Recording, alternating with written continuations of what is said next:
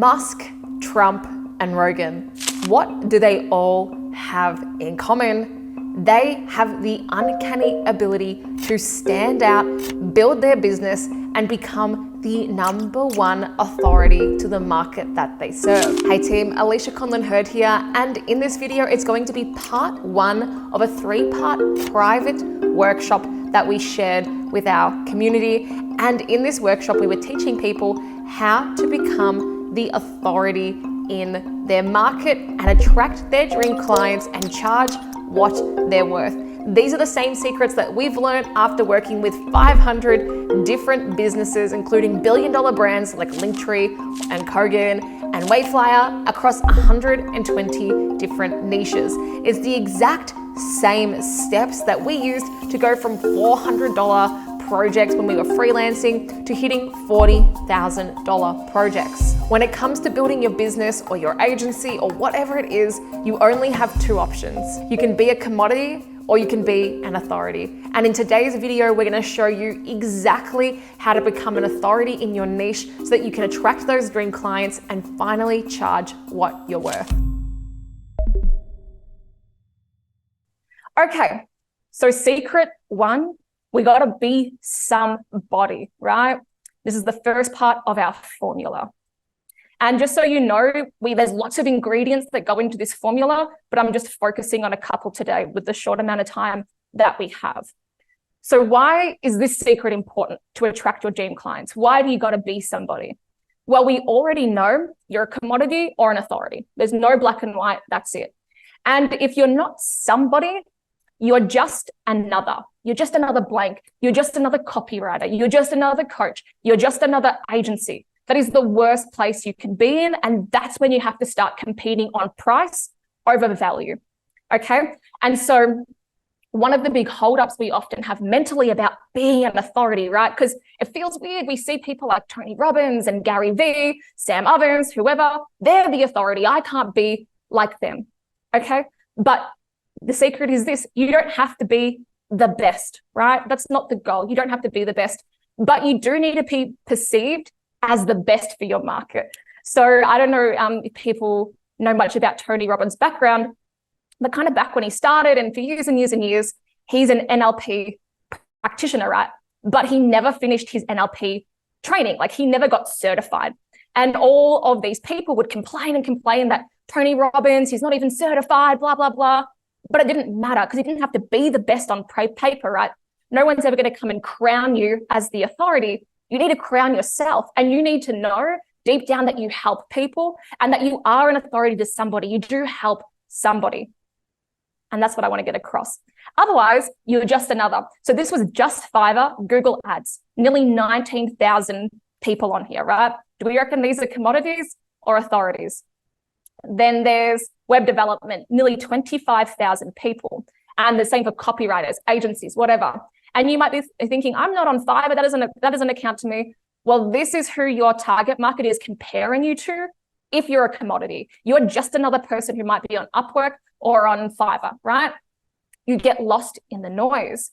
So, thank you, Clippy. If you want to attract dream clients, you need to be their dream supplier. Let me give you an example. So when I chat with friends, and I'll do mainly women because I have a lot of women friends over men, and they'll be describing their dream man, right? And they'll be like, I want him to be 6'5", making 6 figures and doing all this stuff. I'm like, that's awesome. That's awesome that you know who you want to attract, first step. But what do you bring to the table? Yeah. How are you going to be his dream person? And that usually stumps people.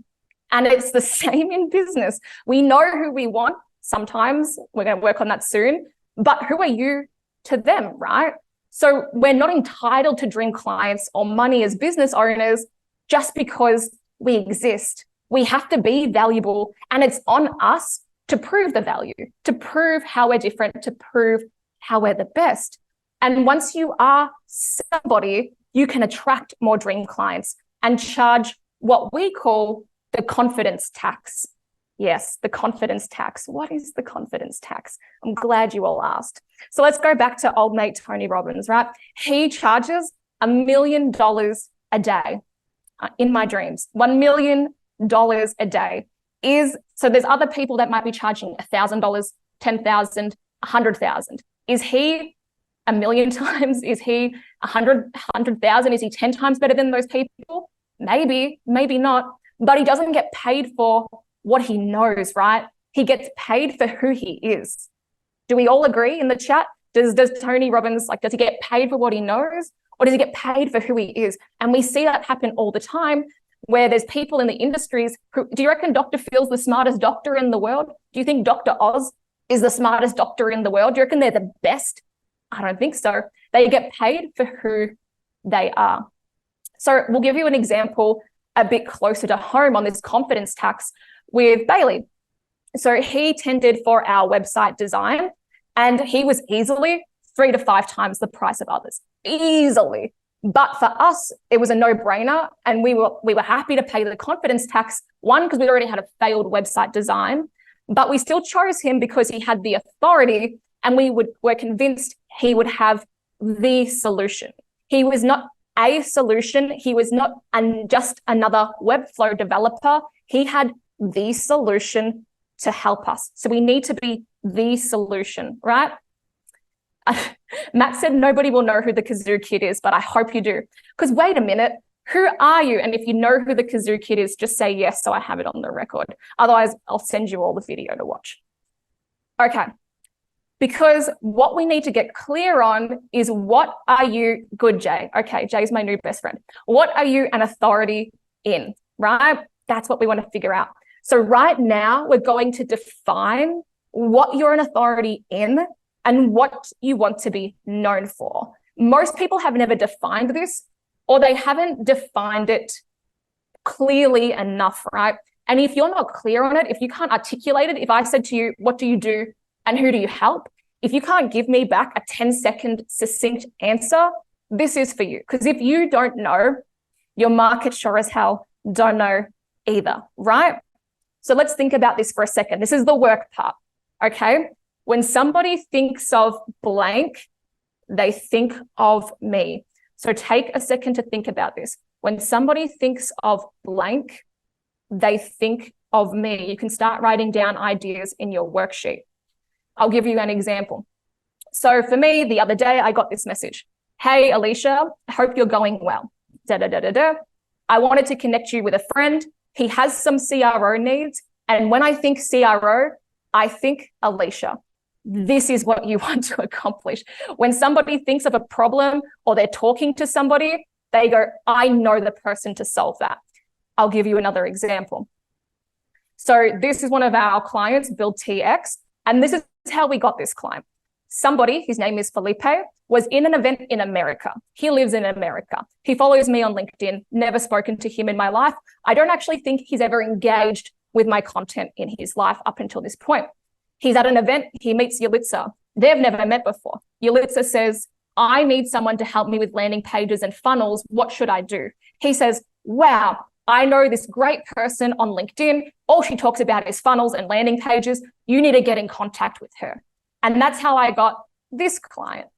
So another client, Homemade. This is one of our biggest clients to date as well. We got this client because the marketing manager follows me, or one of the marketing people team follows me on LinkedIn, never engaged with my content in their life, ever. I know, because I didn't recognize the name. And the way that they came in was they were like, hey, we need somebody to help with funnels and landing pages. And he said, Al, I follow someone on LinkedIn. We should talk to her. And that's how we got this client, right? So when you're an authority, your name gets mentioned in rooms you're not in at all. And we're going to show you more how to do this in the content system coming up. But how powerful is that? Instead of having to go out and hustle and scrape and claw for every single lead and sale, there's people out there talking about you because you're building trust as an authority. So let's think about this. Often when people think funnels, they think Russell Brunson, right? Social media, Gary Vee.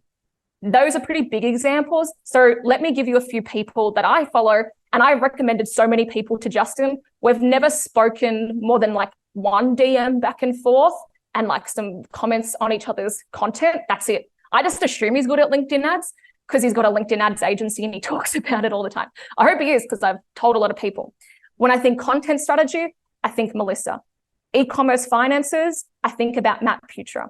LinkedIn growth, I think about Sam Brown. Personal branding, I think about Amelia Sordell. So when these pop into my head and I'm speaking to a friend or an acquaintance that has these problems, I refer them to these people, right? So before you guys start to write this down into your worksheet, here's our example. We want to be known for the post-click experience. We do not want to compete in the ad space. That's not our jam. We do ads in our agency and we know how to do traffic, but that's to me a bloody waters. Post-click experience, lead generation, not e-commerce, not SaaS, leads via persuasion experience, which is funnels and offer creation. So that's what I want to do. I want to step into a circle and own it, right? Notice it doesn't say marketing, digital marketing. That is way too broad. I can't be known as the digital marketing person. That is what I'll build to. Right now, I'm in a circle and I'm going to keep expanding my circles as I build authority. But I can't do this forever. So for you, in your worksheet now, take a minute and write down, what are you an authority in? Just take a second to write it down. Matt, have you got any prompts to add for the what are you an authority in? Who are you? Yeah, I guess what do you want to like dominate? Like where I think like that of that term domination, like dominating an industry. So when people think of that term, they think, oh my God, yeah, I've seen all of Afreen's content. I've seen all of Tice's content. I've seen all of Donnie's content. So yeah, I like to think of that term in terms of domination. And that's something I actually got from Grant Cardone and his 10X rule book. Awesome. So yeah, what are you great at? What do you want your name to be synonymous with? Is there a niche you can step in and own? Take a second to think about it and put it into your worksheet. Alrighty team, and that is a wrap on Secret 1. Let me know in the comments, do you have any questions? Do you have any of your own tips for becoming an authority? And make sure you subscribe to the channel if you want to see part 2, which will be dropping in a couple of days. Until then, thanks for watching and see you soon.